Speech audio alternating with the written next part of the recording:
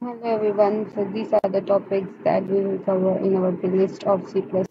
First of all, we will see commands and syntax. So let's go to our software. Okay, so here first we'll write the syntax of C++. Hash include file string, then using namespace std int name, and then this is our syntax.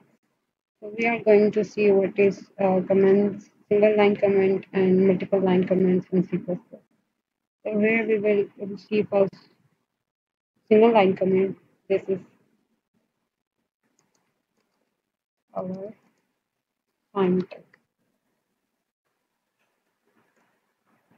Um,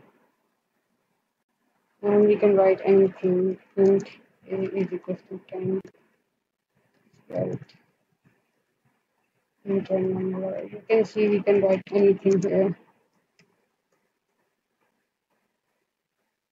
Um, and here we will close it.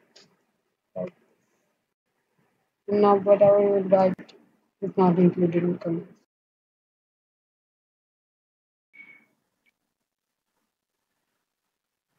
Now we will execute this,